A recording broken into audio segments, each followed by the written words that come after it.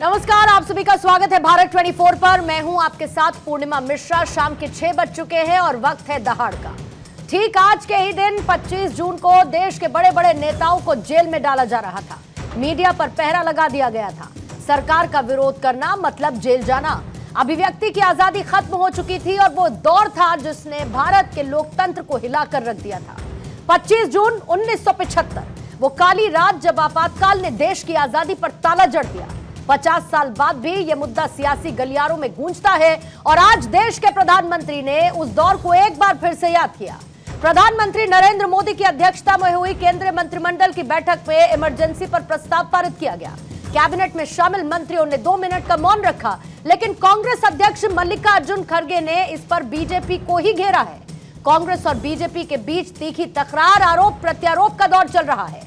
लेकिन बड़ा सवाल यह है कि क्या आपातकाल को भुलाया जा सकता है जब देश में हर किसी की आवाज को कुचल दिया गया? क्या उस समय की हम आज से तुलना कैसे कर सकते हैं? और क्या 50 साल बाद हमें उस दौर को याद करके कुछ मिलेगा, या उस दौर को याद रखना इसीलिए भी जरूरी है क्योंकि तब देश की आजादी को कुचल दिया गया और इस आजादी को हम हरगिज मिटा सकते नहीं, और इसीलिए आपातकाल कभी भूलने वाला मुद्दा नहीं। अब सवाल यह है कि क्या सिर्फ यह सियासी याद है या फिर इतिहास से सबक लेने का वक्त? आज दहाड़ में करेंगे इसी पर चर्चा, लेकिन उससे पहले आई प्रतिक्रियाएं आपको सुनवा दें। मेरी सत्ता बनी रहे, चाहे लोकतंत्र रहे न रहे, और यह करके कांग्रेस ने आज ही के दिन 50 वर्ष पहले भारत के संविधान का गला घोंटने का काम किया था। संविधान की हत्या करने के बाद इस भारत के संविधान को मौन कर दिया गया, अभिव्यक्ति की आजादी छीन ली गई। देश की जनता ने तानाशाही की मानसिकता वाली श्रीमती गांधी को ऐसा दंड दिया कि वो स्वयं रायबरेली से चुनाव हार गई। 50 साल का इमरजेंसी की बात अब कर रहे हैं कि लोग आज इन्फ्लेशन के लिए पूछ रहे हैं कि भाई इतनी महंगाई बढ़ रही क्यों? उसका सवाल का उनके पास जवाब नहीं है। इंदिरा गांधी उस वक्त भी हेराफेरी करके, दहशत और भय निर्माण करके पैसों के बल से चुनाव जीत सकती थी, लेकिन इंदिरा जी ने वो नहीं किया क्योंकि वो इंदिरा जी लोकतंत्र की रखवालदार थी। 2014 के बाद इस देश में 11 साल हो गए अघोषित आपातकाल है। 50 वर्ष बाद भी कांग्रेस उसी मानसिकता के साथ जी रही है। उसकी नीयत आज भी वैसी ही तानाशाही वाली है। कांग्रेस की तानाशाही का विरोध केवल राजनीतिक नहीं था, यह भारत की आत्मा और संविधान की रक्षा का आंदोलन था, जिसमें राष्ट्रवादियों ने अपनी जान की बाजी लगा दी। आइए सवालों का जिक्र करते हैं और उसके बाद आज के खास मेहमानों से आपका इंट्रोडक्शन करवाऊंगी। आज पहला सवाल चर्चा में यही रहेगा, ब्लैक डे के 50 साल, इमरजेंसी का सियासत काल, इमरजेंसी डायरी कांग्रेस पर कब तक पड़ेगी भारी? 25 जून का दिन, इमरजेंसी क्यों बनी कांग्रेस की टेंशन? कांग्रेस का ऐतिहासिक ब्लंडर, आज तक सियासी बवंडर, राहुल का संविधान वार, बीजेपी का आपातकाल से प्रहार। हमारे साथ बीजेपी के प्रवक्ता शिवम त्यागी अब से थोड़ी देर बाद मौजूद होंगे। प्रियंका गुप्ता कांग्रेस की प्रवक्ता हमारे साथ मौजूद हैं। अशोक यादव समाजवादी पार्टी के प्रवक्ता हैं। अवधेश कुमार जी वरिष्ठ पत्रकार के तौर पर और संजीव कौशिक जी राजनीतिक विश्लेषक के तौर पर स्टूडियो में इस वक्त मौजूद है। आप सभी मेहमानों का स्वागत करती हूं। प्रियंका गुप्ता जी, आप ही के साथ शुरुआत करूंगी। 50 साल बीत गए प्रियंका जी, लेकिन कांग्रेस ने कभी भी इमरजेंसी पर खुलकर माफी नहीं मांगी। राहुल गांधी ने एक बार जरूर बयान दिया था कि हाँ वो गलत था, लेकिन एक सार्वजनिक तौर पर उसके लिए कोई औपचारिक माफी नहीं आई है। क्या आज भी इमरजेंसी को एक जरूरी कदम कांग्रेस मानती है जो उस वक्त इंदिरा गांधी ने उठाया? पूर्णिमा जी, बचपन में एक पिक्चर देखी थी मैंने 20 साल बाद। अब भारतीय जनता पार्टी लोगों को दिखा रही है 50 साल पहले और 50 साल बाद। अब जिनका खुद का मुंह काला वो ब्लैक डे बना रहे हैं। अब ये काले से मुझे याद आया कि भाई काला धन स्विस बैंक में तिगुना हो गया। पूर्णिमा जी, आपका जो 15 लाख था 45 लाख हो गया, बधाई हो आपको। अब आती हूँ मैं इमरजेंसी पर।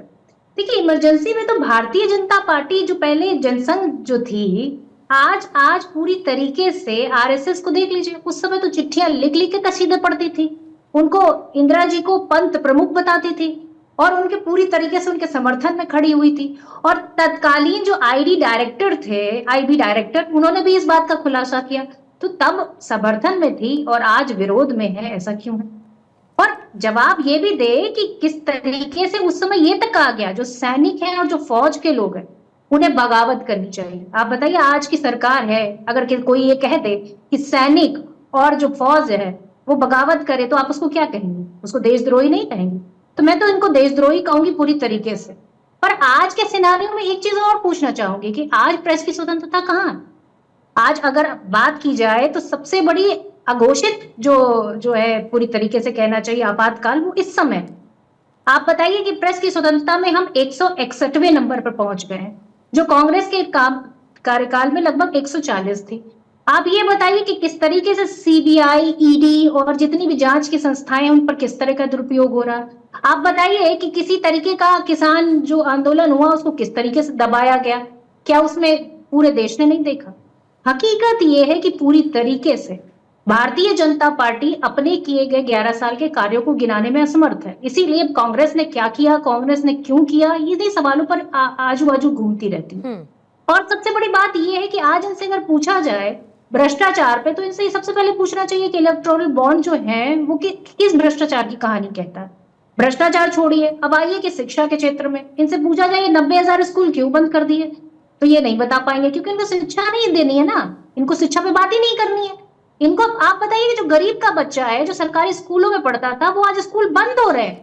ये कितना बड़ा एक गरीबों के ऊपर अत्याचार कर रहे हैं ये लोग। प्रियंका गांधी जी, प्रियंका गुप्ता जी, उस पर काम नहीं करना चाहते हैं। आपको पता है कि सबसे बड़ी खूबसूरती लोकतंत्र की क्या है, जो इमरजेंसी के दौरान नहीं थी? आज आप ये सवाल उठा सकती हैं, और उस वक्त जिनको ये सवाल उठाने चाहिए थे उनकी जुबान पर ताला लगा दिया गया था, उनको जेलों में डाल दिया गया था। लेकिन आज जब आप लोग ये कहते हैं कि आज एक अघोषित इमरजेंसी है, उस वक्त एक घोषित इमरजेंसी थी, तो आज तो आप सब कुछ कह पा रही है ना, सरकार से सवाल पूछ पा रही हैं, उस पर चर्चा कर पा रही हैं, सरकार के फेल्यूअर्स को सामने ला पा रही हैं। क्या उस वक्त ये मौका था इमरजेंसी के समय? फिर से अपने सवाल को दोहराती हूं कि क्या कांग्रेस आज लगाई गई उस वक्त की इमरजेंसी को जरूरी कदम मानती है या फिर उसे गलती स्वीकारती है? पूर्णिमा जी, जब देश में आंतरिक माहौल ठीक ना हो, आंतरिक स्थिरता ना हो, लगातार लोग मंचों पर चढ़कर ये कहें कि सैनिक और सेना को पूरी तरीके से विद्रोह कर देना चाहिए, बगावत कर देनी चाहिए, तो आप क्या समझती कि वो बहुत सही हालात थे? कौन सी बाह्य ताकतें हमें कमजोर करना चाहती थी? ये उस समय का जो सिनारियो है उस पर डिस्कशन होना चाहिए, मैं कहती हूँ। पर आप उसको काला दिवस मना रहे हैं। आप अपना बताइए ना कि आपने इस देश के लिए क्या किया। हकीकत यह है कि भारतीय जनता पार्टी सिर्फ और सिर्फ इतिहास के पन्नों से वो खोद कर निकालना चाहती है जिससे देश का भला और ये उसको मौका किसने दिया? अरे भाई आप ये बताइए, मौका तो देश ने हमें दिया दोबारा ना। इमरजेंसी लागू ना होती तो 50 साल बाद उसको लेकर बीजेपी संविधान हत्या दिवस न मनाती। संविधान की प्रतियां लेकर आप लोग चलते थे ना, और उसी संविधान में लोकतांत्रिक अधिकारों को कुचलने वाला इमरजेंसी का चैप्टर था या नहीं था? मौका किसने दिया बीजेपी को? नहीं भाई, मौका तो देश की जनता ने 80 में हमें दे दिया। लगभग 343 जो है सीटें, लगभग 350 को जल्दी से जोड़ेंगे वापस। और उसके बाद ये मौका किसने दिया? हमें जनता ने दिया। आप तो 2.5 साल में नहीं चला पाए सरकार। तो हकीकत ये है कि निकम्मी सरकार है, इससे कुछ नहीं होने वाला।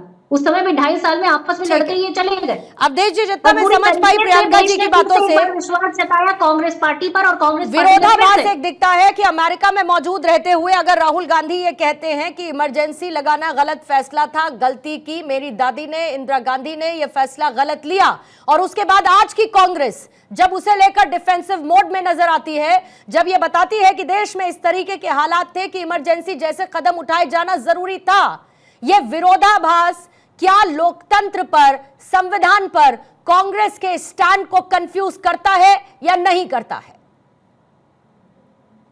देखिए, मैं सिर्फ इतना कहना, छोटा शब्द हो जाएगा। सवाल है प्रियंका जी। जिस ढंग से अभी कांग्रेस की प्रवक्ता ने यहाँ बोला, मल्लिकार्जुन खड़गे जी ने प्रेस कॉन्फ्रेंस किया, उससे तो इमरजेंसी का सपोर्ट होता है कि किसी ने कह दिया कि भाई सैनिक और पुलिस जो है सरकार की बात मत मानो, क्योंकि सरकार न्यायालय के फैसले के बाद खो चुकी है। मैं जरा कुछ पंक्तियां उस समय जो गीत चलता था 2-3 पढ़ता हूं, फिर आपको उस समय का वातावरण समझ में आएगा।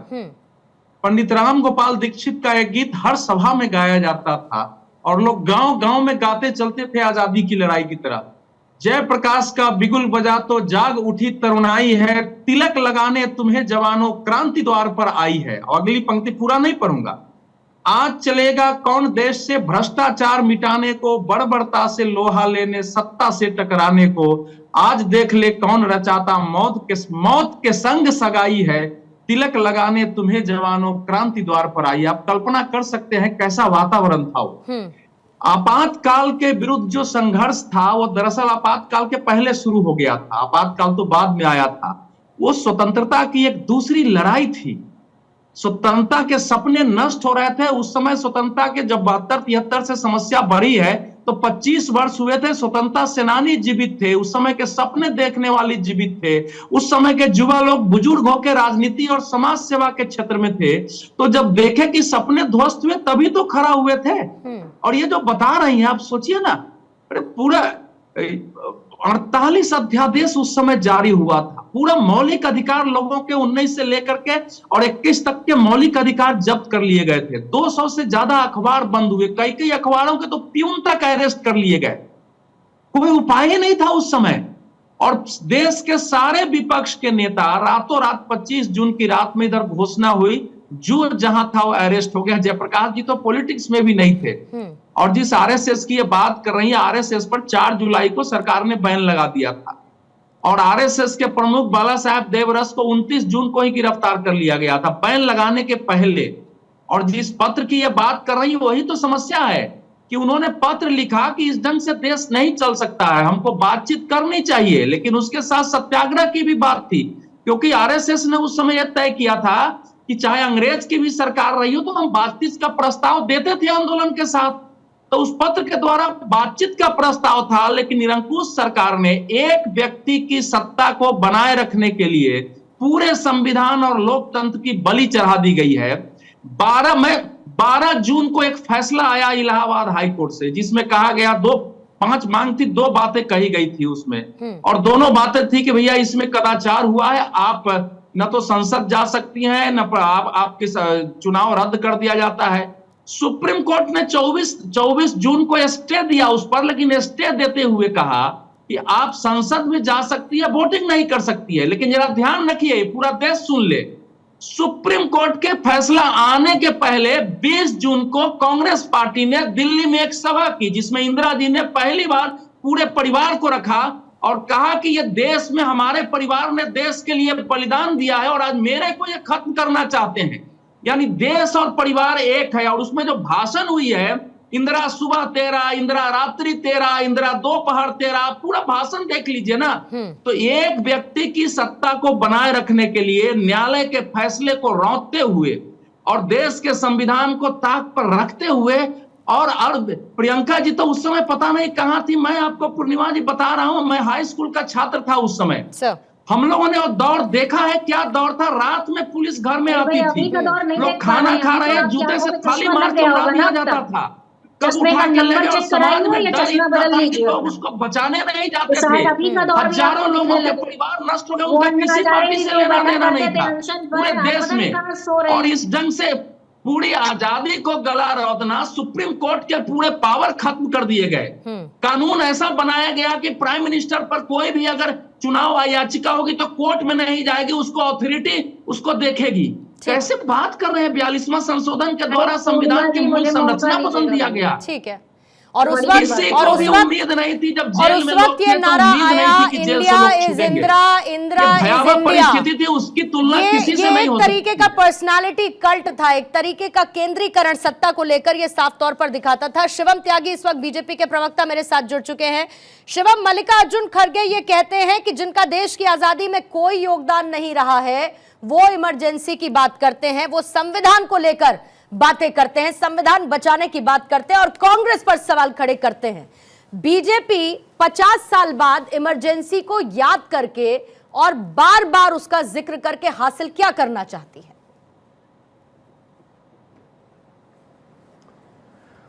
पूर्णिमा जी, संविधान हत्या दिवस पर सबसे पहले तो मैं शोक प्रकट करता हूं और इस देश को कहना चाहता हूं कि हिंदुस्तान में संविधान हमेशा रहे और ऐसा तानाशाह इस देश को देखने को कभी जीवन में ना मिले, ऐसी मैं कामना करता हूं। 1,40,000 लोगों को जेल भेजा गया, 1,20,00,000 लोगों की नसबंदी करा दी गई। ऑपोजिशन के लीडर पंडित अटल बिहारी वाजपेयी से लेकर लालकृष्ण आडवाणी, मुरली मनोहर जोशी से लेकर देवरस जी से लेकर और इसके अलावा बीजू पटनायक से लेकर चंद्रशेखर जी से लेकर सबको जेल में डाल दिया गया। राइट टू लाइफ खत्म कर दिया गया। 7 लाख लोग जो है बेघर हो गए। 2,000 लोगों की जान चली गई नसबंदी की वजह से। 21 हाई कोर्ट जजेस के ट्रांसफर कर दिए गए। 12,000 घरों को गिरा दिया गया। 250 किताबों को बैन किया। 253 जर्नलिस्टों को जेल डाल दिया। 50 से ज्यादा लोगों को मार दिया, हत्या कर दी। तुर्कमान गेट पर लोग प्रदर्शन कर रहे थे, ओपन फायर किया गया। 30 लोगों को ऑन द स्पॉट मौत के घाट उतार दिया गया। ट्रकों में भर के उनकी लाशें भेज दी गई। आज तक ये नहीं पता उनका वो है कहां। इस देश की मीडिया कवरेज नहीं कर पाई क्योंकि जाहिर है जो कवरेज करता उसको जेल डाल दिया जाता था। ऐसी स्थिति थी इस देश की और ऐसे हालात थे इमरजेंसी के दौरान। मैं इस देश के पूर्व प्रधानमंत्री का सम्मान करते हुए यह कहना चाहता हूं कि इंदिरा गांधी हत्यारन थी, इस देश के संविधान की भी और इस देश के लोगों की भी, और इसको मैं साबित भी करूंगा और अभी मैंने आपको बताया भी। अब एक चीज हो सकती है कि ये देश तो उनको हत्यारन मानता है, लेकिन क्या उनके अपने लोग मानते हैं? हाँ, उनके अपने लोग भी मानते हैं। मैं कुछ किताबों के रेफरेंसेस आपको देता हूं। 700 किसानों की हत्या कितने की संस्कृति मंत्रालय में एडवाइजर हुआ करती थी। और आप हत्यारे हैं और आपका सरकार हत्यारी है। मेरा निवेदन है पूर्णिमा जी, पूर्णिमा जी का निवेदन है, प्लीज मेरा पहला कमेंट है, प्रियंका जी बात होने दीजिए। मैं चिल्लाना नहीं चाहता, कोई लाभ नहीं। प्रियंका जी बात पूरी होने दीजिए, फिर उसके बाद अपने टर्न पर बोलिए। प्रियंका जी आपने 700 किसानों प्रियंका जी एक बात बहुत, प्रियंका जी होने वाला, मैं डिटेल नहीं होने वाला हूँ। आप लोग मैं आपसे बेहतर भाषा का इस्तेमाल कर सकता हूँ, लेकिन लाभ नहीं है। प्लीज मुझे मौका दीजिए। प्रियंका जी अगर आप इमरजेंसी के फैसले को डिफेंड करती हैं तो वो इमरजेंसी के फैसले को अपोज करने के लिए बैठे हैं। आप लोग उनको अपोज करने दीजिए, आप डिफेंड करिए। प्रियंका जी मैंने आपसे ये कहा कि आप उसे डिफेंड कर रही हैं, वो इसे अपोज करने के लिए बैठे हैं और आपका काम आप कीजिए, उनका काम वो खुद करेंगे। प्रियंका जी मैंने कहा उनका काम उनको करने दीजिए, आपको डिफेंड करना है आप डिफेंड करिएगा। शिवम अपनी बात पूरी करेंगे। शिवम अपनी बात पूरी करें। कान खोल के या तो अपने डिबेट में लोगों के जो शब्द होते हैं बोलिएगा। अगर आप चैनल को या शिवम त्यागी को इस बात से ब्लैकमेल करना चाहती हैं कि मैं चली जाऊंगी, तो मैं फिर से रिपीट कर देता हूं। मैंने प्रधानमंत्री के पद का सम्मान करते हुए फिर से रिपीट कर देता हूं, इंदिरा जी हत्यारन थी, संविधान की हत्यारन थी। आपको जाना है आप जा सकती है, मैं अपनी बात पूरी करना चाहता हूं। इंदिरा जी हत्यारन थी संविधान की। आप आगे बढ़ेंगे आप कहे तो पूरा 1 घंटा रिपीट कर दूंगा। इस बात से आगे बढ़ना चाहता हूं, लेकिन वो शिवम इस बात से प्लीज आगे बढ़ेंगे। अननेसेसरी नहीं, मैं तो खुद ही आगे बढ़ ठीक है, अब इससे आगे बढ़ेंगे प्लीज। अब आगे आते हैं। अब एक चीज आप बताइए, आप देश मानता तो था ही, लेकिन उनके जो अपने करीबी थे वो भी मानते थे। पुपुल जयकर नाम की एक महिला जो संस्कृति मंत्रालय में एडवाइजर थी, वो श्रीमती इंदिरा गांधी जी की भी एडवाइजर रही और सबसे करीबी लोगों में से थी। उन्होंने इंदिरा जी को लेकर एक किताब लिखी, इंदिरा जी की ऑटोबायोग्राफी बाय पुपुल जयकर। उसमें उन्होंने खुद लिखा कि इंदिरा गांधी अपने आप को हिंदुस्तान, प्लीज आप इनको रोकेंगे क्या प्लीज? इंदिरा गांधी अपने आप को हिंदुस्तान समझने लगी थी। She used to think that she is the embodiment of India, which means Indira is India. वो अपने आप को ऐसा मानने लगी थी, अहंकार के उस चरम पर थी और उनको लगता था कि उनके खिलाफ बोलना यानी कि देशद्रोह है। वो कारण था आपातकाल लगाने का। इसके साथ साथ प्लीज आप इनको रोकिए ना, पढ़ना लिखना आता नहीं है, किताबें जानते नहीं, चीजें जानते नहीं, बीच में चिल्लाना है, चिल्लाने से अच्छा नहीं होगा। तर्कों पर बात करिए ना, बहस करने का कोई लाभ है क्या? प्रियंका जी आप ये भी कह सकती थी कि इस बयान को आपने बाद में व्यक्तिगत राय बता के कांग्रेस ने इस बयान से खुद को अलग कर लिया था, आप ये भी कह सकती हैं ना मैम। फैक्ट्स पर रहते हैं ना, क्या दिक्कत है? फैक्ट्स पर रहते हैं, ये बयान तो आया ही था ना, कहा ही गया था ना मैम। मैं एक कोट करूंगा ही भाई नहीं। बयान मैं तो अभी भी चार आते हैं, आप किताबें- लोग चलाते नहीं। नहीं, ये कहा गया। प्रियंका जी, अब आपकी सारी जम्मू समस्याओं का कश्मीर निवारण के मेरे पास राज्यपाल नहीं के है। बयान कभी क्यों नहीं प्रियंका जी, चलाते आप? आपकी सारी समस्याओं का निवारण चलाएंगे मेरे पास आप, नहीं क्योंकि वो इनको है। सूट मैं नहीं एक करता मुद्दे है। पर चर्चा करने के लिए बैठी हूँ और मुझे चर्चा करने की आजादी दीजिए। खरीद लो और मुझे चर्चा करने की आजादी दीजिए। दे सकती है अगर आप अपनी आजादी का आप इस्तेमाल करिए नहीं, बिके प्रवक्ता हुए के तौर पत्रकार बैठते पर, हैं। और मुझे अपनी सीधे आजादी कह का रही हूं मैं। इस्तेमाल करने दीजिए प्लीज। अपने हिसाब से चीजों को सेट कर लो। प्रियंका जी प्लीज, ये आपके मुंह पे अच्छा नहीं लग रहा है, रहने नहीं, दीजिए। मुझे इस तो बात को। अच्छा लग रहा है। नहीं, कि आप किसको किसी को कौन रोकेंगे अपने नहीं। कन्वीनियंस में चीजें आप या करता तो है, ये किसी को आप मत रोकिए, कहिए। किस तरह के प्लीज शब्दों का प्रियंका प्रयोग कोई जी, करेगा तो कुछ भी प्रयोग प्लीज करके आप प्रियंका डिबेट में जी, चला जाएगा। प्लीज। ये भी हद होती है। शिवम जल्दी से अपनी बात को पूरा करेंगे, फिर उसके बाद आपके पास अशोक जी और फिर संजीव कौशिक जी फौरन आपके पास। Thank you. जल्दी से संभव ही नहीं है। तो एक तो प्रफुल्ल जयकर जो उनकी सबसे करीबी थी, उन्होंने खुद अपनी किताब में लिखा, उन्होंने कहा दूसरा कारण आपातकाल लगाने का यह था क्योंकि इलाहाबाद हाईकोर्ट से उनको पहले से पहले ही अयोग्य करार कर दिया गया था, 6 साल के लिए चुनावी प्रक्रिया से बाहर कर दिया था। आपातकाल लगाने के लिए मुख्यतः 2 कारण थे ये। एक और किताब लिखी गई, the emergency of personal history, इसको लिखा कूमी कपूर ने। कूमी कपूर का भी यही स्टेटमेंट है कि जिस तरीके से इंदिरा अपने आप को देश मानने लग गई थी, वही विरोधाभास थे, और उनके आसपास जो कुछ चमन चिंटू लोग थे जो समझते थे, वो लगातार इंदिरा जी की चाटुकारिता करते रहे और इस कारण से ये देश इमरजेंसी में चला गया। अब एक बात, अब पूर्णिमा जी एक चीज और है इसमें बड़ी इंटरेस्टिंग, मैं यहां पर ये कहना चाहता हूं, एक किताब थी अ प्रिंसेस रिमेंबर्स। ये किताब लिखी गई इस देश में जयपुर की महारानी गायत्री देवी द्वारा। गायत्री देवी जी ने खुद अपनी किताब में अपने आप लिखा है कि उनकी रॉयलनेस, उनकी खूबसूरती से श्रीमती इंदिरा गांधी इतना जलती थी कि उनको और उनके भाई को मुंबई के अस्पताल से उठाकर तिहाड़ जेल में बंद कर दिया गया। उसके बाद उनसे जो है आपातकाल के समर्थन में चिट्ठी लिखवाई गई और उनसे राजनीतिक विराम लगा दिया उनके जीवन पर। किशोर कुमार के गाने बैन कर दिए, उनकी फिल्में बैन कर दी। हाईकोर्ट के जज एचसी दत्ता को सिर्फ इसलिए प्रमोशन नहीं मिला क्योंकि उन्होंने कह दिया कि इमरजेंसी नहीं होनी चाहिए और कमिटेड जुडिशरी का कोई कॉन्सेप्ट नहीं होना चाहिए। मतलब कमाल की बात यह है पूर्णिमा जी, अगर आज देश की प्रधानमंत्री इंदिरा गांधी होती और आपको उनको आपकी खूबसूरती पसंद नहीं आती तो बहुत बड़ी बात नहीं, वो आपको भी जेल डलवा देती। इस देश के ऐसे हिस्से रहे, ऐसी बातें रही, छोड़िए ना, बेकार छोड़िए किताबें, मैं नहीं कह रहा हूँ, शिवम चैनल कह रहा है, ये किताबें कह रही है, ये लोगों ने कहा है। अगर पूरी जनता और वो है देश के प्रधानमंत्री नरेंद्र मोदी जी, पूरी जनता थी, फिर 1977 में क्या हुआ, फिर 1977 में क्या हुआ शिवम, अगर जनता इतनी ही ज्यादा नाराज थी इस इमरजेंसी से तो बता दीजिएगा। अगर मोदी जी के फ्रेम में कोई आएगा तो उसको निकाल के बाहर कर दिया जाए। शिवम मेरे सवाल का जवाब देंगे। शिवम मेरे सुनिए। सवाल का जवाब मैं दोहरा देती हूँ कि अगर जनता इतनी नाराज थी तो फिर 1977 में क्या हुआ, नाराजगी दिखी तो नहीं। प्रियंका जी यहाँ पर बैकग्राउंड म्यूजिक देने के लिए चिल्लाना है बस। बोलिए बोलिए बोलिए शिवम बोलिए। देखिए मैं एक चीज कहना चाहता हूं, जनता की हर एक बात, हर एक वोट सर माथे पर, जनता पार्टी की सरकार जिस तरीके से रही वो कहीं ना कहीं लोगों को पसंद नहीं आई, सरकार चली गई, मैं बिल्कुल मानता हूं। लेकिन इसका यह बिल्कुल मतलब नहीं है कि इस देश का, इस संविधान पर जो कालिक पोती गई, उसकी जो हत्या करी गई, लोगों को जो मारा गया, पूरे विपक्ष को बंद कर दिया गया, वो कहीं से भी धुल जाता है, कभी नहीं धुलेगा, कभी भी नहीं धुलेगा, क्योंकि ये इंदिरा गांधी जी ने किया है दुनिया के कोई एक इतिहास में। मैं तो ये कहना चाहता हूं, और छोड़ दीजिए अफगानिस्तान में तालिबान ने भी जब टेक ओवर किया, उन्होंने भी एटलीस्ट शरिया कानून के तहत अदालतें चलने दी। इन लोगों ने अदालतें कर दी भाई, राइट टू लाइफ का कानून ही खत्म कर दिया। आप कॉन्सेप्ट नहीं कर सकते। और इन्होंने कई बार माफी भी मांगी, लगातार कांग्रेस वाले कहते हैं हमने माफी मांगी। राजनाथ सिंह जी की माता जी खत्म हो गई, मांगो उनसे जाकर माफी, वो उनकी क्रिया में नहीं जा पाए। ठीक है, ऐसे हजारों लोग हैं भाई।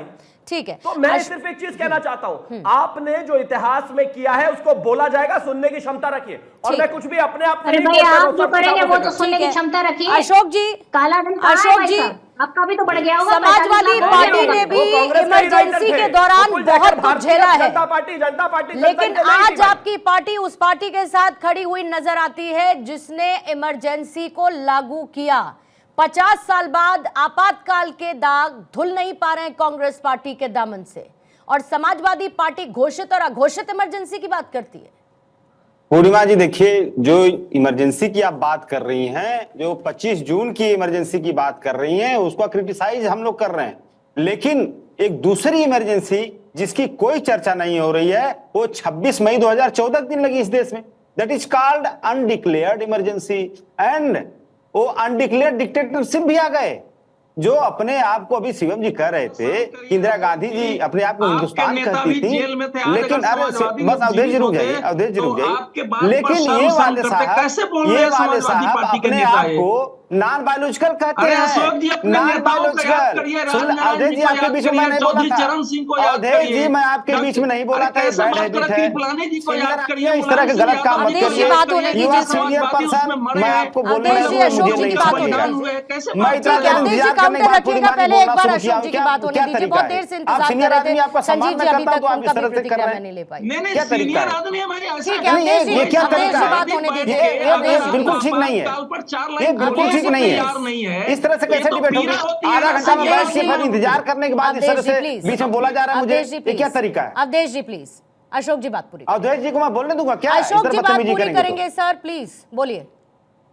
पूर्णिमा जी, मैं यही कह रहा था, इस देश में 26 मई 2014 के दिन भी एक अघोषित इमरजेंसी लगी और एक अघोषित तानाशाह हिंदुस्तान की कुर्सी पर बैठा, जो इस देश के लोकतंत्र और संविधान दोनों को कुचलने का श्रेय उस तानाशाह को जाता है, जो तानाशाह अपने आप को नॉन बायोलॉजिकल कहता है, अपने आप को भगवान कहता है। माननीय इंदिरा गांधी जी की बात कर रहे हैं आप लोग, ठीक है, उन्होंने इमरजेंसी लगाई, हम लोग उसका क्रिटिसाइज कर रहे हैं। मैं फिर से कह रहा हूं, क्या हुआ बताइए अशोक जी, उसके बाद क्या हुआ जब 75 में इमरजेंसी लगी? बताइए, आपके नेताओं के साथ क्या हुआ बताइए। देखिए, वो इतिहास में जेल में डाले गए लोग, देखिए मैं बता रहा हूं, सारे नेता लोग जेल में डाले गए। मैं हमारी पार्टी उसको कंडेम कर रही है, हम उसको अप्रिशिएट तो कर नहीं रहे हैं, लेकिन अगर उस इमरजेंसी को आप क्रिटिसाइज कर रही हैं, नहीं तो राजनीतिक मजबूरी इतनी ज्यादा है अशोक जी, राजनीतिक मजबूरी इतनी ज्यादा है कि जिस इमरजेंसी को लागू करने वाली पार्टी को आप कंडेम कर रहे हैं, उसके उस फैसले को जिसमें आपके नेता जेल में पड़े रहे, घाव आज तक उसके ताजा नजर आते हैं, उनके साथ आपके सियासी समीकरण फिट बैठने चाहिए। ऐसी सियासी मजबूरी है। देखिए पूर्णिमा जी, समय ऐसा होता है, राहुल गांधी जी ने इस इमरजेंसी को लेकर के आपने अभी दिखाया ना कि वो विदेश में जाके उसके लेकर तो आपने अभी प्रियंका जी को सुना। तो आप अगर कोई बात, अगर पार्टी के बड़े नेता अगर अपनी पार्टी के द्वारा की हुई किसी गलत सही काम को लेकर के अगर सॉरी बोल दो, बात खत्म हो गई वहां पे। लेकिन सवाल ये उठता है कि आज इस देश में एक ऐसा पार्टी का मुखिया बैठा हुआ है जो सारी संवैधानिक संस्थाओं को कुचलने पर आमादा है, ऐसा तानाशाह जो संविधान के वास्तव में ये पार्टी एक दल हत्यारी है। आप ये बताइए, अभी तमाम बातें हो रही थी, अवधेश जी फिर बीच में आप बोलने लगे। अशोक जी, तो प्रियंका जी बैठकर अभी माफी मांग ले इमरजेंसी पर। आपकी बातों से पीड़ा हो रही है, बोले कि हम माफी मांगते हैं, हमने इमरजेंसी लागू की। राहुल गांधी ने कह दिया ना, तो अब तो कोई बात नहीं है, शीर्ष नेतृत्व ने कह दिया कि हाँ गलती थी, तो प्रियंका जी कह दे कि हाँ गलती हुई कांग्रेस से, इंदिरा गांधी से गलती हुई इमरजेंसी लागू की, कहेंगी वो। मैंने 3 बार उनसे सिर्फ सवाल किया, लेकिन एक भी बार उन्होंने ये नहीं कहा कि कांग्रेस ने ये गलत फैसला लिया, इंदिरा गांधी ने ये गलत फैसला लिया कि देश में इमरजेंसी लागू की। पूर्णिमा जी, आप मुझसे सवाल करिए, प्रियंका जी से। आप ही से पूछा मैम, 2 बार मैंने पूछा। शुरू में मेरा सवाल यही था आपसे कि आज भी क्या आप उसे जरूरी लिया गया फैसला मानती है या नहीं मानती है? 2 बार पूछा था मैंने प्रियंका जी ये सवाल। एक बार जरा मुझे हेडलाइंस के लिए प्रियंका जी इसके बाद जवाब लेती हूँ, प्रियंका जी इसके बाद जवाब लेती हूँ। मैंने आपका जवाब सुना और मुझे अपना सवाल बहुत अच्छे से याद है। कांग्रेस का इमरजेंसी के मुद्दे से आज भी पल्ला झाड़ना, बीजेपी का इस मुद्दे को बार बार उठाता रहना, क्या कांग्रेस के लिए एक तरीके की राजनीतिक कमजोरी नहीं साबित हो रही है? मतलब ना इसको उगल पा रहे हैं, ना इसको निगल पा रहे हैं, और बीजेपी इसको भुनाने में लगातार लगी। देखिए पूर्णिमा, समय काल और परिस्थितियों के हिसाब से उस वक्त जो इमरजेंसी लगाई गई थी, इंदिरा गांधी के जब भाषणों को आप सुनेंगी तो आपको दिखाई देगा कि वो उसके वाजिब कारण क्या बता रही थी। उस वक्त उन्होंने कहा कि देश में अंतर्कलह की स्थिति थी, बाहरी दबाव था, तो बिखरने की स्थिति में उन्होंने आपातकाल लगाया था। लेकिन मैं समझता हूं कि बड़े नेताओं के जब भाषण तैयार किए जाते हैं तो थोड़ा सा अध्ययन करना चाहिए। हम जो बड़े नेताओं के भाषण आज सुन रहे थे कि पिछले 50 सालों के बाद में कांग्रेस की स्थिति ये रही, वो भूल रहे हैं कि 1977 में 153 सीटों पर सिमटी कांग्रेस पार्टी पुनः 43% वोटों के साथ 80 में 353 सीटों पर पहुंची थी। ये देश की जनता थी, देश की जनता का ही प्यार था ये। आप कह रहे हैं कि आपातकाल की जैसी स्थिति नहीं है। उस समय प्रेस पे बंदिश लगा दी गई थी, दोनों में अंतर हम बता रहे हैं। पिछले 11 सालों में। उस समय प्रेस पे बंदिश लगा दी गई थी, आप अपने मन से कुछ नहीं कह सकती थी। 11 सालों में किसी की हिम्मत नहीं हुई देश के प्रधानमंत्री से 2 शब्द पूछ ले। किसी भी प्रेस रिपोर्टर की बात मैं कर रहा हूं और किसी भी पत्रकार की बात मैं कर रहा हूं। अघोषित आपातकाल तो अब है। हमने इसी काल में देखा है 4 जजों को, संवैधानिक संस्थानों का क्षरण कैसे होता है वो मैं बता रहा हूं। 4 जजों को रोते हुए भारत के इतिहास में हमने पहली बार देखा। उसमें से एक जज चीफ जस्टिस ऑफ इंडिया बने। फिर बाद में उनके डिसीजन क्या हुए वो भी हिंदुस्तान की जनता ने बड़े नजदीकी से देखा। माफ कीजिएगा, कहने में मुझे कोई शर्म नहीं है और गुरेज भी नहीं है। और उसके बाद में सरकार ने कैसे उनको नवाजा ये भी लोगों ने देखा। आपातकाल क्या होता है, इससे ज्यादा बुरा होता है क्या? हमने ये भी देखा कि आरबीआई की साख कैसे खा गए। एक सनक सवार हुआ, रात में आए और 500,000 रुपए के नोट को आपने बंद कर दिया। क्या हुआ उसके बाद में? लोग सड़क पे आ गए, बिलबिलाते हुए दिखाई दे रहे थे, लाइनों में लोग मर रहे थे। आपातकाल इससे भी ज्यादा बुरा होता है क्या? नहीं देखा हमने देखा कि भारत के इतिहास में पहली बार 1 साल से ज्यादा किसान सड़कों पर डटे रहे, 750 से ज्यादा किसान मरे। और देश की सरकार कभी खालिस्तानी, कभी पाकिस्तानी, कभी कांग्रेसी, कभी आपीए, क्या क्या शब्दों से उसको नहीं नवाजती रही। क्या ये आपातकाल नहीं है? क्या होता है आपातकाल? हम सिर्फ ये कह रहे हैं कि जब संवैधानिक संस्थानों पर से लोगों का भरोसा हिंदुस्तान में उठने लगे, लोगों को लगने लगे कि ईडी, सीबीआई, तमाम उन संस्थानों का सरकार बेजा इस्तेमाल कर रही है। हिम्मत नहीं है किसी की 2 लाइन बोल देने के लिए सरकार के अगेंस्ट में। कब उठा के लेके सरकार के लोग चले जाए? वो नापती है, तौलती है। जिनके पास अपना वजूद है, वजन है, वो डरते हैं बोलने से। एक पत्रकार के साथ जबरदस्ती कर दी जाती है, दूसरा सहम जाता है, बोलने से पहले 4 बार सोचता है। एक चैनल के ऊपर कार्रवाई हो जाती है, दूसरा चैनल डर जाता है, उसके बाद में बोलना बंद कर देता है। वो ये आपातकाल नहीं तो क्या है? तो अघोषित और घोषित में यही अंतर है। उस समय के लोग तो शायद ऐसा तो अघोषित को गलत बताते बताते क्या घोषित को सही बता दे? मैं सिर्फ ये कह रहा हूं कि वो उस समय के लोग समझदार होते तो इसी तरह से अघोषित वाला ही आपातकाल लगा देते, वैसे ही कर देते, ऐसे ही निकाल लेते। उस वक्त शिवम इंदिरा गांधी ने कहा था ऐलान करते हुए कि जब तक मैं हूं तब तक कुछ भी गलत नहीं होगा। इमरजेंसी के दौरान क्या क्या हुआ, उससे ज्यादा गलत कुछ हो सकता था क्या?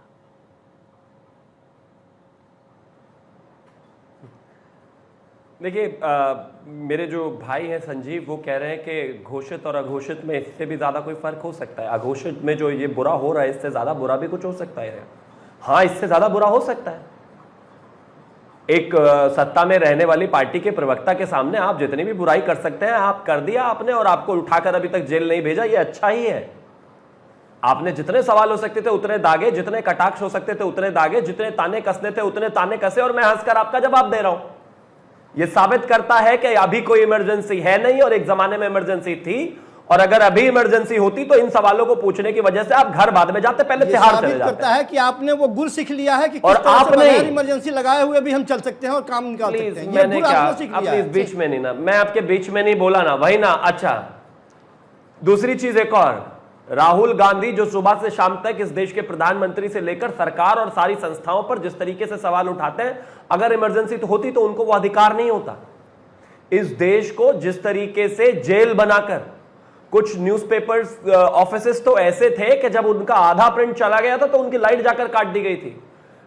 घोषित इमरजेंसी के बारे में आप पढ़ना, समझना या जानना नहीं चाहते, या फिर सब कुछ जानते हैं, जानने के बाद कबूतर की तरह आग बंद करके बैठे हुए कि बिल्ली आएगी भी नहीं और खाएगी भी नहीं। ऐसा नहीं होने वाला भाई, किस तरह से ऐसे नहीं होने वाला भाई। सुनिए ना, किस तरह से विभाजन नहीं था, बाहर निकलिए तो पता चलेगा। विभाजन नहीं था, एक वर्ग ऐसा सहमा हुआ है कि तन पे खड़ा होकर बात नहीं करता है, जब चाहते हैं उठाते हैं, अंदर कर देते हैं। वो उससे जाके पूछिए इमरजेंसी क्या है और ये इमरजेंसी क्या है। कौन सा वर्ग? कौन सा वर्ग? मैं उसी वर्ग की बात कर रहा हूं जो 80% की बात कर रहे हैं, 20% की बात करते हैं। आप खुलेआम कहते हैं, आपके मुख्यमंत्री कहते हैं। नहीं, वो हमने तो नहीं करी, हमने तो कहा था 80% समर्थन हमारे साथ है, 20% आपके पास है, ये तो सच है। अब आप इसमें धर्म काय देख रहे हैं? कौन सा वर्ग की बात कर रहे हैं? मुझे समझ नहीं आ रहा कौन से वर्ग की बात हो रही है, कौन सहमा हुआ है? आपको पता नहीं कौन सहमा हुआ है? अरे डरता है लोग, एक ऐसा वर्ग है जो डरता है अपना फ्रिज खोल के दिखाने में, बताइए कौन सा मीटम ने रखा है, डरता है। कब कहा उसको मार देंगे, नाम तो लीजिए, वर्ग का नाम लेने से डर लग रहा है कि कौन सा वर्ग? अपराध में जो लोग जेल जाते हैं, निकलने के बाद में आपके जैसे लोग उसका अरे कौन सा वर्ग ये तो बताइए ना भाई। ये साफ दिखाई देता है ना। जलेबी बना रहे हैं, ये 2025 में जलेबी बनाना पसंद नहीं करती जनता। कौन से वर्ग की बात कर रहे हैं? कार्यकाल की बात कर रहे हैं हम, पिछले सरकार की बात नहीं कर रहे हैं। अरे कौन सा वर्ग डरा हुआ है ये बता दीजिए, आप बस बताइए मैं ना। जवाब दूं फिर आप। अरे भाई साहब, उत्तर प्रदेश में ही तो देख लीजिए, कहीं और जाने की जरूरत नहीं है। यादव आप बताइए, एक आप लड़का बताइए। यदि कह रहे एक वर्ग डरा हुआ है, एक वर्ग दबा हुआ है, एक वर्ग बोल नहीं पाता, एक वर्ग चल नहीं पाता, एक वर्ग खा नहीं पाता। कौन सा वर्ग, नाम तो बताइए वर्ग का। ठीक है शिवम, बात पूरी करेंगे प्लीज, फिर प्रियंका जी के पास जाना है मुझे। नहीं बता रहे, थैंक यू। मैं एक चीज कहना चाहता हूं, कोई वर्ग घबरा नहीं रहा है, कोई वर्ग सहम नहीं रहा है। इस देश में हमने देखा कि जब इजराइल और तमाम जगहों की हो रही थी लड़ाइयां आपस में, इजराइल और गाजा में टसल चल रही थी, तो तमाम सारी चीजें थी। 2.5 लाख लोग थे मध्य प्रदेश में, हमारी सरकार है, समर्थन में किसी और के, कोई फर्क नहीं पड़ता इस बात से। इस देश में हर वर्ग को, हर जाति को, हर धर्म को बराबर सम्मान है। 50 साल बाद बार बार इस मुद्दे को उठाने का शिवम मतलब क्या है? इमरजेंसी को लगे 50 साल हो चुके, क्यों? अच्छा लगता है कांग्रेस को बचाव की मुद्रा में देखना बार बार, ऐसी सिचुएशन में जहां पर कुछ नहीं कह पाने की स्थिति में है और आपके 11 साल के कंपैरिजन तक आना पड़ता है। नहीं, याद इसलिए दिलाया जाता है, हाँ इसलिए दिलाते हैं, याद इसलिए दिलाते हैं पूर्णिमा जी कि भारत 20 कोई सरकार गलत तरीके से ना बदले, तानाशाहों के हाथ में ना जाए, भारत 24 की बिजली ना कटे, पूर्णिमा मिश्रा जेल ना जाए, संजीव कौशिक ऐसे ही शिवम त्यागी से सवाल पूछता रहे, प्रियंका जी ऐसे ही सवाल पूछती रहे। जल्दी से एक क्लोजिंग कमेंट की तरफ बढ़ूंगी मैं। प्रियंका जी आपका काउंटर लेती हूं, अशोक जी अवधेश जी फौरन आपके पास। कब पता तानाशाही में बदल जाए देश को, याद रहना जरूरी है। ठीक है पूर्णिमा जी, इनसे ये पूछिए कि चुनाव आयोग को इन्होंने क्यों कब्जा कर रखा है, उनके सदस्य कौन होंगे और कौन नहीं होंगे ये क्यों कर रखा है, संविधान बदलने का वादा किसने किया था, 400 सीटें आ जाएंगी तो संविधान बदल देंगे, वो तो छोड़िए। अभी तो इनके विधायक कहते हैं कि भाई तिरंगा झंडा नहीं होना चाहिए, भगवा होना चाहिए, ये वो लोग हैं। अभी ये राजनीतिक विश्लेषक से पूछ रहे थे कि कौन सा वर्ग डरा हुआ है। अरे भैया, ये दलित समाज है जिसके ऊपर लगातार अत्याचार कर रहे हैं। आप बताइए कि एक ऐसी जगह जहां से राष्ट्रपति चुनकर आती है, वहां मनुवादी सोच के लोग दलितों के साथ क्या कर रहे हैं, उनको पूरी तरीके से किस तरीके से बन गए। उत्तर प्रदेश में अगर आज विपक्ष के नेताओं को जेल में डाल दिया जाए, कथावाचक को सिर्फ इसलिए उसका सर मुड़वा दिया गया, अगर आज की तारीख में मध्य प्रदेश में क्या हुआ, जेल में डाल दिया जाए, वो सब कुछ किया जाए जो इमरजेंसी के दौरान हुआ, शिवम त्यागी जायज ठहराएंगे उसे आप, जो हालत बना दी है देश की, जायज ठहराएंगे उसको आप, आज सब कुछ वो हो जो इमरजेंसी के दौरान हुआ। समाज में डरा हुआ है और जो संख्या में ज्यादा है, पर संख्या में ज्यादा होने के बावजूद भी उसको उसका हक नहीं मिल रहा है। ठीक है, ये उस समाज की बात कर रहे हैं। अशोक जी आपके पास आऊंगे क्लोजिंग कमेंट के लिए। समानता का अधिकार नहीं है, जहां आरटीआई को 1 मिनट का टाइमर रखेंगे अशोक जी के लिए, फिर अवधेश जी के लिए जा रहा है, जहां सिर्फ अडानी को सारी चीजें सौंपी जा रही हैं। अशोक जी, ये उस समाज की हम बात कर रहे हैं। ये वो डरा हुआ गरीब है जिसको 5 किलो राशन पर जिंदा रखा है आप लोगों ने। राशन की भीड़ किस तरीके से गेट खुलता है और भेड़ बकरियों की तरह राशन खरीद रही है वहां पर। अशोक जी प्लीज अपनी बात को जी क्लोजिंग। पूर्णिमा जी देखिए, हाँ देखिए पूर्णिमा जी, अभी शिवम जी पूछ रहे थे कि कौन वर्ग डरा हुआ है। देखिए पीडीए समाज उत्तर प्रदेश समेत पूरे हिंदुस्तान का डरा हुआ है मोदी सत्ता से, योगी सत्ता से। आपको पता होगा इसी योगी सत्ता ने 69,000 शिक्षक भर्ती में पीडीए का आरक्षण लूटा। इसी योगी सत्ता ने आए दिन दलितों के बारातों पर इसी के फॉलोअर, इन्हीं के लोग आए दिन हमला करते हैं। इन्हीं योगी सत्ता के लोगों ने, जो कि इस देश में मनुवादी हिंदुत्व लाना चाहते हैं, इन्हीं लोगों ने कथावाचकों के ऊपर मूत्र छिड़काया, इन्हीं लोगों ने कथावाचकों का सिर मुड़वाया, क्योंकि वो पीडीए वर्ग से आते हैं। यही मुख्यमंत्री जी हैं माननीय योगी जी, जिन्होंने हमारे पूर्व मुख्यमंत्री माननीय अखिलेश यादव जी के खाली के हुए सीएम हाउस को इसलिए धुलवाया क्योंकि वो पीडीए वर्ग से आते हैं। एक सिंबॉलिक मैसेज था पीडीए को, इस मुख्यमंत्री जी को पीडीए समाज से नफरत है, पीडीए से घृणा है। तो जब पीडीए समाज डरा हुआ है इस प्रदेश का, इस देश का, और पीडीए समाज अपने डर और भय को जब चुनाव आएगा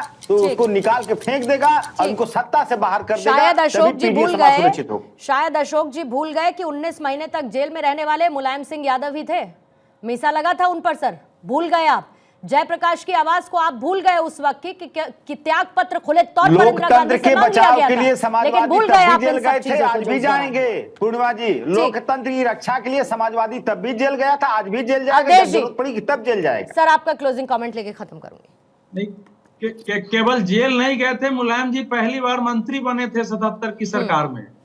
ये सब बदली, जो कुछ कहा गया पूर्णिमा जी, उसका अर्थ तो यह है कि कल कोई समस्या हो जाए तो लोग अंग्रेजों के भी राज का समर्थन करने लगेंगे।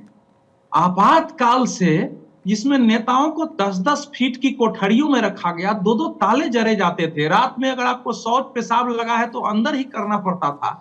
कैसे बात कर रहे हैं लोग? वो काला पानी की तरह था नेताओं के लिए जेल। मुझे ये बता दिया जाए ना, आज जो लोग भी बोल रहे हैं कि एक भी विरोधी आवाज जेल के बाहर उस समय अगर रहा हो उस काल में, तो मुझे बता दिया जाए कि फलाना एक विरोधी आवाज को जेल से बाहर रखा गया था।